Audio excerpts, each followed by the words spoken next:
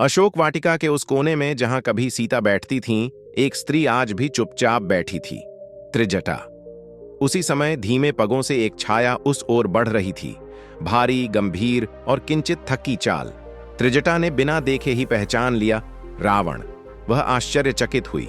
दशानन रावण, जो कभी अपने प्रहरियों के बिना चल नहीं पाता था, आज अकेला, मौन और निःसंग आ रहा था। रावण ने समीप आकर कुछ देर तक उस वृक्ष को देखा जिस तल्ले सीता बैठा करती थी। फिर अचानक उसने कहा, त्रिजटा, क्या तू जानती है, जब वह यहां बैठी थी, मैं इस वृक्ष की छाया से भी जलता था। त्रिजटा चुप रही। तू चुप क्यों है?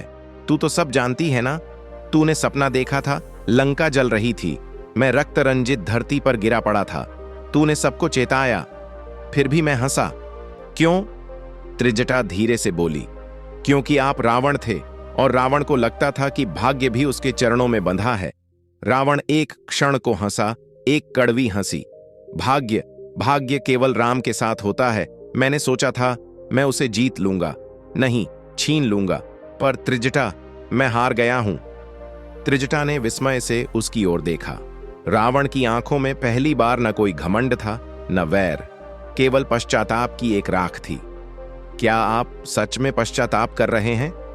रावण चुप रहा, फिर धीमे स्वर में बोला, त्रिजटा, आज मैं एक प्रश्न लेकर आया हूं, जिसे मैं वर्षों से दबाए हुए था। क्या तू सच में समझती है कि मैं केवल राक्षस था? त्रिजटा कुछ नहीं बोली। मैं वेदों का झाता था, ब्रह्मास्त्र का धारक, शिव का भक्त, पर एक स्त्री की आंखों में जो शांति देखी, उसने मेरी सत्ता की नींव हिला दी। वह वैदेही, वह मुझे जला गई, बिना स्पर्श किए। त्रिजटा का स्वर धीमा पर दृढ़ था, क्योंकि वह प्रेम थी और आप अधिकार। वह तप थी, आप तृष्णा।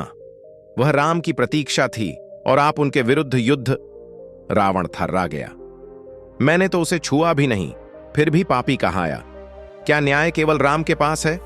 त्रिजटा का उत्तर तीखा था। न्याय केवल उनके पास होता है जो अधर्म नहीं करते। आपने सीता को बंधक बनाया केवल इसलिए कि उसने आपकी कामना को ठुकराया। क्या वह प्रेम था या अभिमान? रावण आंखें मूंद लेता है, फिर बहुत धीमे स्वर में कहता है, यदि मैं उसे लौटा देता तो क्या मैं रावण न रहता? नहीं, त्रिजटा बोली, आप तब भी रावण रहते, पर विजेता कहलाते। पर आपने जो चुना वह आपको इतिहास में एक पराजित राक्षस बनाता है, न कि रघुकुल के समक्ष एक योद्धा। अब रावण की आंखें शांत थीं।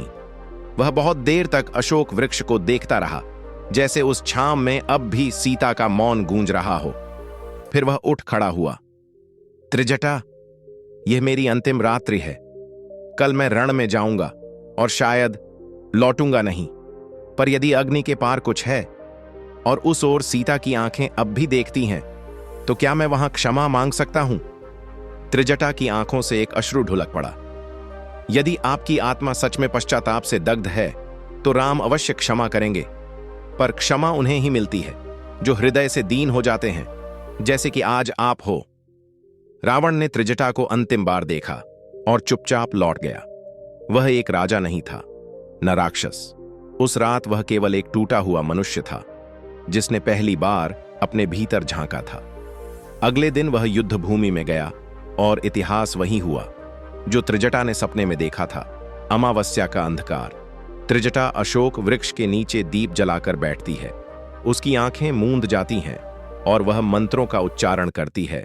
त्रिजटा कहती है, हे लंकेश्वर रावण, यदि तेरा अंतिम प्रश्न अब भी अनुत्तरित है, तो आ, इस वृक्ष की छाया में लौट और अपना पश्चाताप साक्षात कर। कुछ देर मौन छाया रहता है, फिर एक तेज हवा चलती है और अग्नि की लौ कांपने लगती है।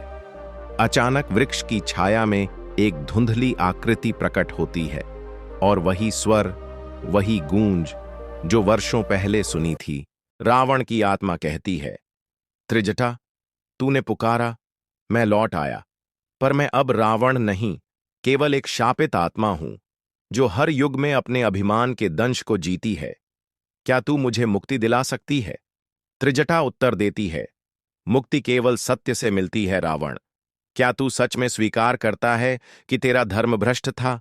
क्या तू अब भी राम को दोषी मानता है? रावण की आत्मा कहती है, नहीं, अब नहीं। मैंने काल की आंखों में झांका है। राम न शत्रु थे, न विजेता। वे तो दर्पण थे, जो मुझे मेरा ही कुरूप चेहरा दिखा गए। त्रिजटा कहती है, तो सुन, रावण, तेरी आत्मा का बंधन तब तक नहीं कटेगा जब तक तू अशोक वृक्ष की जड़ से जन्म नहीं लेता। एक ऐसा जन्म जहां तुझे अधिकार नहीं, समर्पण सीखना होगा। जहां तू राक्षस नहीं, एक साधु होगा। जहां तू पुरुष नहीं, स्त्री होगा। और उस स्त्री के रूप में तुझे प्रेम में अपमान सहना होगा। तभी तू समझेगा सीता का मौन, और तभी मिलेगा तुझे मोक्ष। एक तीव्र प्रकाश फैलता है। रावण की आत्मा चीख उठती है, क्या यही है मेरी शांति की राह? त्रिजटा कहती है, नहीं रावण, यही है तेरी अग्नि परीक्षा। प्रकाश गहराता है और रावण की आत्मा एक आग के गोले में समा जाती है। वह वृक्ष की जड़ से समाहित होकर लुप्त हो जाती है। कई वर्ष बाद एक गांव में एक कन्या जन्म लेती है। उसका नाम होता है राध्या। वह बचपन से ही अग्नि से डरती है और सपनों में एक अशोक वृक्ष देखती है। और जब वह किशोरी होती है तो एक दिन अचानक कहती, मां, क्या आत्मा जन्म ले सकती है यदि वह केवल मौन से मोक्ष चाहती हो? और यहीं से प्रारंभ होती है एक तीसरी कथा, जहां रावण की आत्मा एक स्त्री के रूप में सीता के मौन को समझने निकली है।